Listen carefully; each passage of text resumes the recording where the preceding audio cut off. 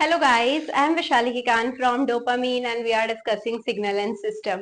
ये next video है जहां पर हम डिस्कस करने जा रहे हैं प्रॉपर्टीज ऑफ एलटीआई सिस्टम।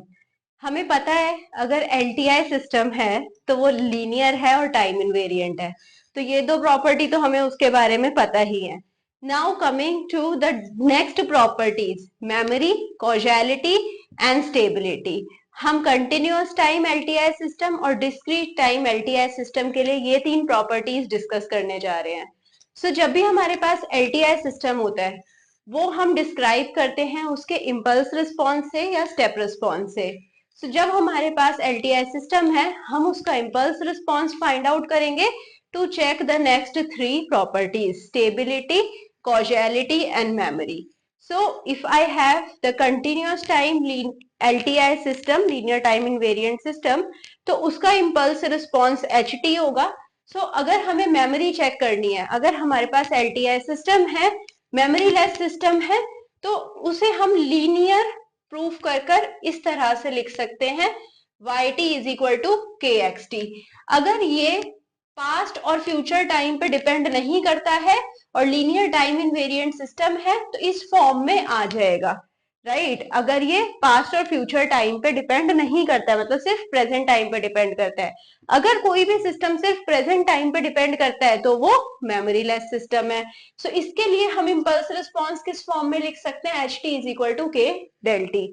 अगर हमारे सिस्टम का रिस्पॉन्स इस फॉर्म में आ जाता है, इम्पल्स रिस्पॉन्स के डेल टी की फॉर्म में आ जाता है तो it is a memory less system, otherwise it's a system with memory. Second is causality. अगर टाइम लेस देन जीरो पे एच टी जीरो हो जाता है so basically it's a causal system. अगर ये कंडीशन फॉलो नहीं होती सो बेसिकली अगर हम लिखें h T is not equal to zero for t less than zero, so then it is non causal. Causal होएगा तो ये कंडीशन फॉलो होएगी। स्टेबिलिटी के लिए हमें पता है बाउंडेड इनपुट बाउंडेड आउटपुट होना चाहिए। सो बेसिकली हम इंटीग्रेट करें इम्पल्स रिस्पॉन्स को, मॉड ऑफ इम्पल्स रिस्पॉन्स को माइनस इंफिनिटी से इंफिनिटी, तो वो लेस देन इंफिनिटी आना चाहिए। सो अब हम इस क्वेश्चन को देखते हैं, H T is E raise to power minus T plus E raise to power T U T. So अगर हमें इसको चेक करना है ये कॉजल है या नहीं है, सो हमें क्या देखना है, टी लेस देन जीरो पे इम्पल्स रिस्पॉन्स जीरो है या नहीं, क्योंकि जो इम्पल्स रिस्पॉन्स है यूटी से मल्टीप्लाइड है। यूटी क्या होता है, आपने आई होप पुरानी वीडियोस देखी हैं, नहीं देखी है तो अभी देखा ही है। UT is the step response, इसकी वैल्यू 1 होती है टी ग्रेटर देन जीरो पे और टी लेस देन जीरो पे इसकी वैल्यू 0 हो जाती है। सो बेसिकली जब t लेस देन जीरो है तो ut की वैल्यू 0 हो जा रही है और ut इस फंक्शन से मल्टीप्लाई हो रहा है। सो बेसिकली 0 किसी से मल्टीप्लाई होता है तो वैल्यू 0 हो जाती है। सो ht की वैल्यू 0 हो रही है t लेस देन जीरो पे, ht is equal to 0। So basically system is causal. अब हम सेकेंड केस डिस्कस करते हैं, स्टेबिलिटी। स्टेबिलिटी के लिए इंटीग्रेट करेंगे minus infinity to infinity mod of E minus T plus E raise to power T U T. So basically हमने इसको integrate करा है, या टाउ ले लीजिए, E raise to power minus tau plus E raise to power tau U of tau D tau, बात एक ही है। सो बेसिकली हमें इंटीग्रेट करना है माइनस इंफिनिटी से इंफिनिटी तक। सो यू ऑफ टाउ है तो लिमिट्स कहां से कहां तक चेंज हो जाएंगी, 0 से infinity e raise to power minus tau D tau plus integration 0 to infinity e raise to power tau D tau.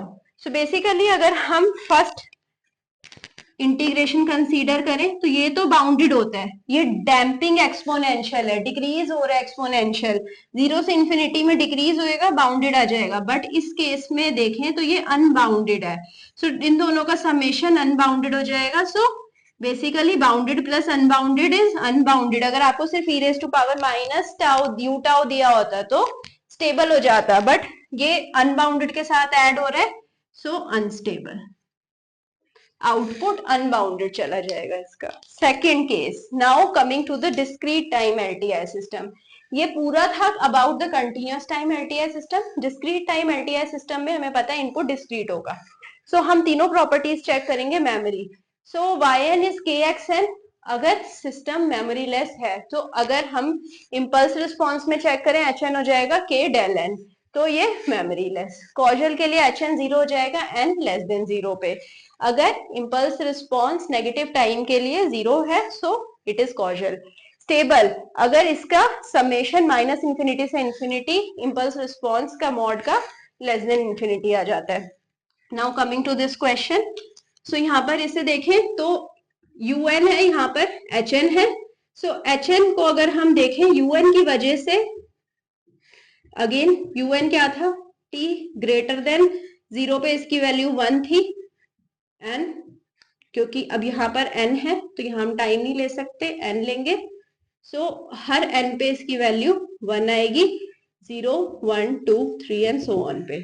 So basically 0 से नेगेटिव वैल्यू ले -1 -2 पे इसकी वैल्यू 0 है।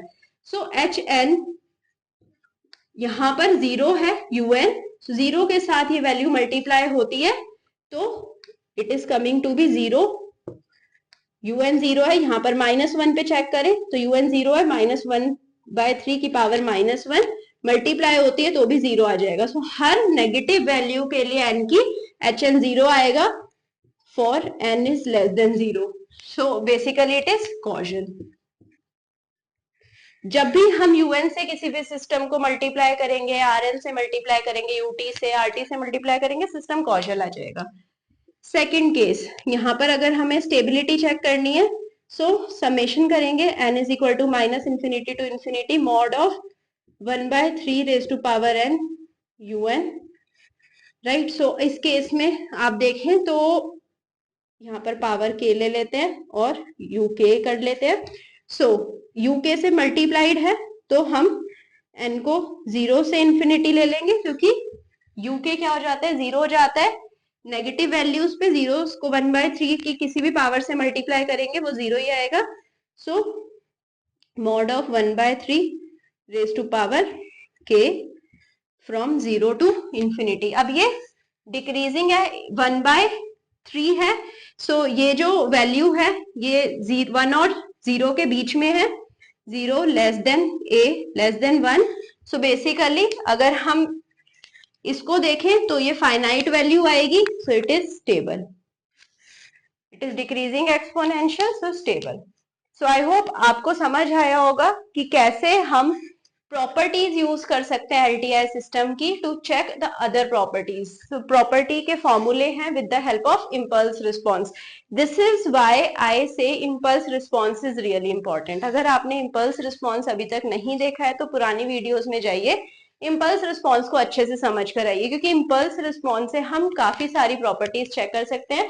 इम्पल्स रिस्पॉन्स को हम देखते ही बता सकते हैं कि सिस्टम कॉजल है, नॉन कॉजल है, स्टेबल है, अनस्टेबल है, राइट। सो आई होप आपका अब ये पार्ट पूरा क्लियर हो चुका होगा। Next video we are going to do the system representation. So meet me soon there, till then bye bye, take care, thank you.